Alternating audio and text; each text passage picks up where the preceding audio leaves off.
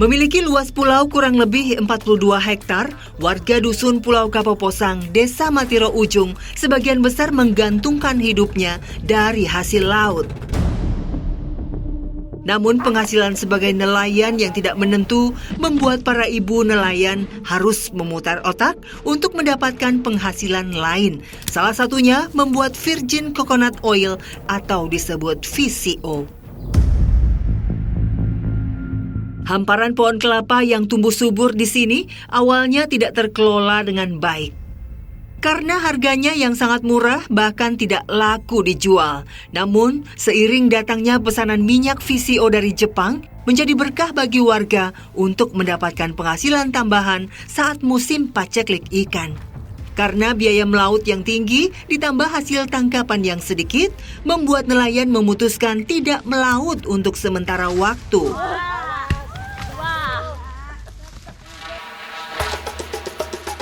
Pohon bernama ilmiah Cocos nucifera ini tumbuh subur di daerah tropis. Sinar matahari yang berlimpah sangat baik untuk pertumbuhan pohon kelapa, terutama di daratan rendah dan pantai. Setelah seluruh kelapa kami kumpulkan, ini akan dibawa ke rumah. Udah cukup kayaknya.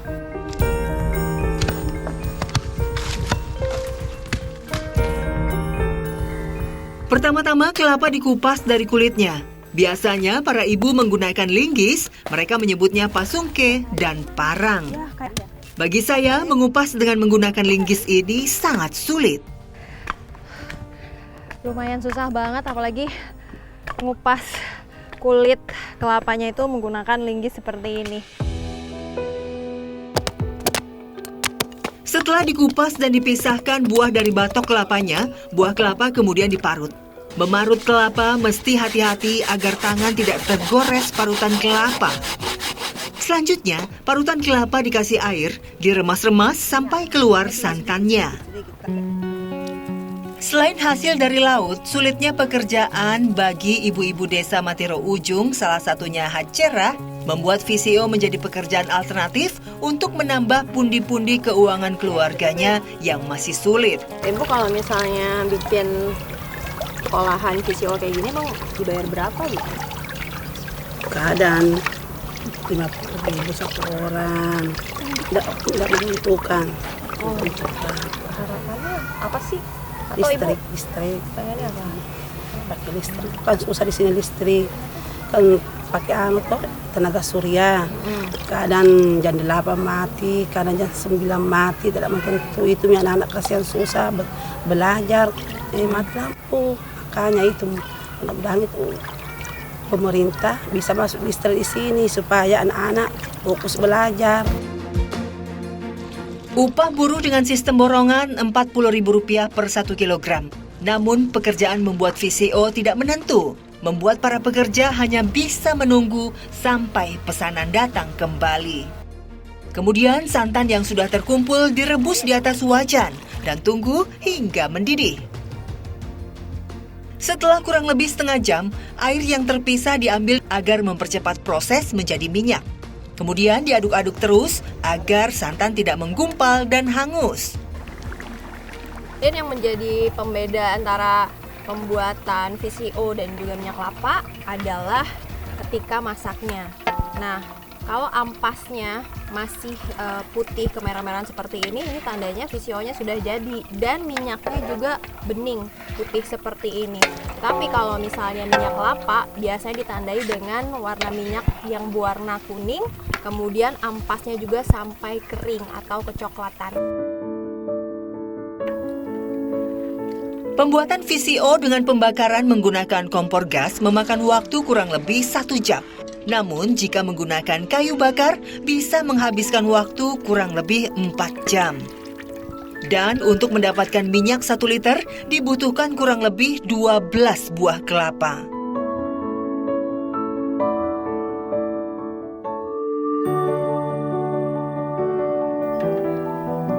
Untuk membuat VCO dibutuhkan proses yang panjang dan kesabaran.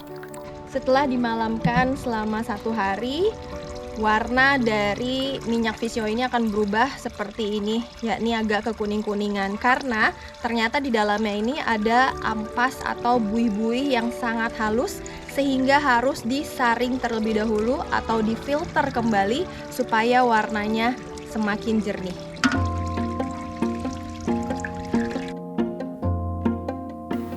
Nyaringan dilakukan dengan menggunakan saringan khusus yang mempunyai pori-pori yang sangat halus. Proses penyaringan membutuhkan waktu yang cukup lama karena minyak hanya menetes sedikit demi sedikit. Untuk menghasilkan VCO yang mempunyai kualitas baik, dibutuhkan kurang lebih 5 kali penyaringan. Ya, ini dia hasil dari VCO atau Virgin Coconut Oil. Dan setelah melakukan beberapa kali penyaringan, terlihat bahwa minyaknya di sini sudah jernih dan ini sudah bisa digunakan. Setelah selesai proses penyaringan, VCO dikemas dalam botol berukuran 200 ml. Dan dalam sehari bisa menghasilkan kurang lebih 6 kg VCO. Harga VCO dipatok Rp80.000 per kilogram. Sebenarnya, VCO hasil olahan warga Pulau Kapoposang sudah menembus pasar domestik dan internasional, terutama Jepang. Namun, saat tak ada pesanan, proses produksi terpaksa terhenti. Akibatnya, warga tidak dapat penghasilan. Keadaan ekonomi keluarga yang tak kunjung membaik membuat warga terus berusaha dan berharap pemerintah untuk membantu menyalurkan VCO agar warga bisa terus bekerja.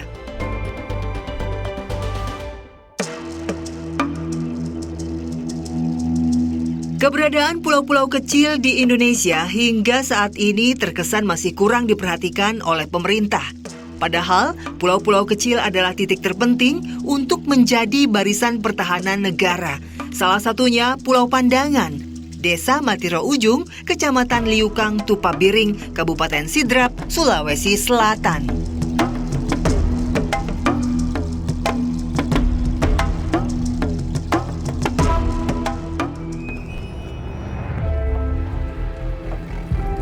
Ini ke bawah ada berapa meter ya? Belum adanya tata kelola air yang baik membuat warga sangat kesulitan mendapatkan air bersih saat musim kemarau tiba.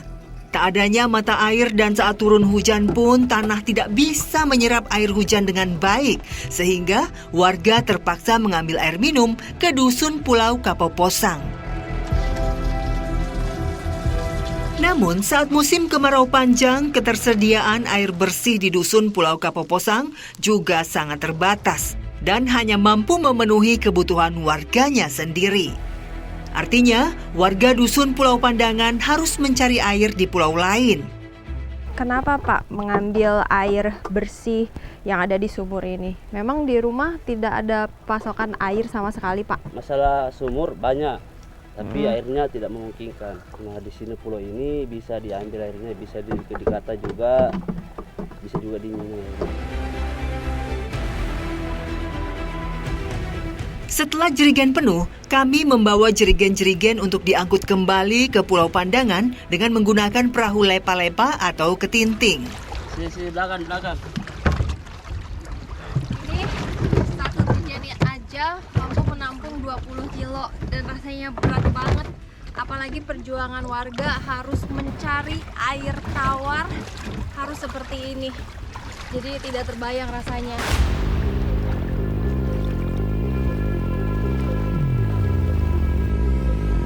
Perjalanan dengan menggunakan perahu lepa-lepa membuat saya takut. Bisa dibayangkan perahu kecil dengan beban air yang berat, ditambah ombak yang cukup besar, resiko kapal tenggelam bisa saja terjadi. Nah, kalau seandainya di Pulau Kapoposang tiba-tiba airnya udah nggak ada, nah itu Bapak ada pilihan lain lagi nggak sih untuk mengambil pasokan air? Ya ada. Nanti kalau ada orang naik ke Makassar, kita titipkan sering ke sana ke Makassar lagi ambil air. Ongkos pengambilan air dari Makassar Rp5.000 hingga Rp10.000 per jerigen. Sesuai pasal 33 ayat 3 Undang-Undang Dasar 1945 menyatakan, bumi, air, dan kekayaan alam yang terkandung di dalamnya dikuasai oleh negara dan dipergunakan untuk sebesar-besarnya kemakmuran rakyat. Artinya, negara wajib hadir mengupayakan terpenuhinya akses terhadap air bersih bagi rakyatnya. Karena air bersih adalah sumber daya yang menguasai hajat hidup orang banyak. Setelah sampai di dermaga Pulau Pandangan, para ibu menyambut kedatangan perahu untuk mengambil titipan jerigen mereka. Nah ini jerigennya udah kekumpul semua nih. Kalau yang punya Ibu Anti yang mana nih jerigennya? Ini. Oh, jerigen airnya yang ini. Emang Ibu susah di rumah Ibu tuh buat dapetin air bersih atau air tawar itu? Susah karena di sini asin. Asin ya, pasti selalu asin di sini. Iya. Nah terus kan kalau nitip air kayak gini, Ibu pasti harus bayar dong. Iya, bayar. Nah bayarnya gimana? Enggak di bensin. Kasihkan bapaknya. Warga hanya bisa berharap pemerintah mencari cara agar penyediaan air tawar untuk warga di Pulau Pandangan bisa tersedia dengan baik.